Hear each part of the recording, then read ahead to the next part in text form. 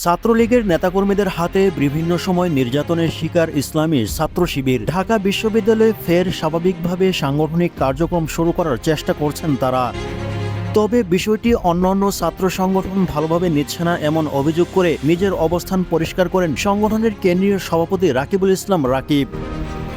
শনিবার ২৮ সেপ্টেম্বর এক অনুষ্ঠানে ছাত্র শিবিরকে গোপন ও নিষিদ্ধ দাবি করে তিনি বলেন, বিগত ১৫.৫ বছর ছাত্রদল প্রতিটি ক্যাম্পাসে কমিটি দিয়ে তাদের কার্যক্রম পরিচালনা করে।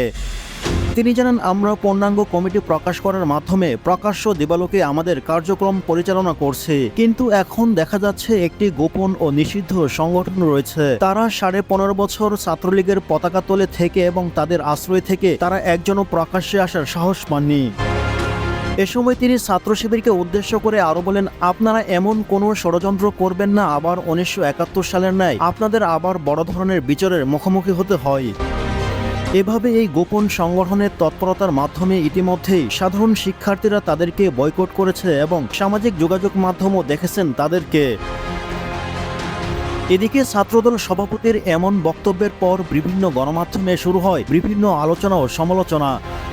এবার এই বিষয়টি নিয়ে নেতাকর্মীদের নির্দেশনা দিয়েছে ইসলামী ছাত্র শিবির।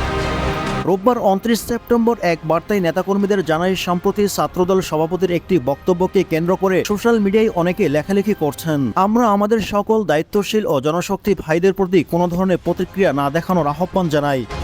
ব্যক্তি ও দলীয় বিতর্কের ঊর্ধ্বে উঠে আমরা জাতীয় ঐক্যকে প্রাধান্য দিতে চাই।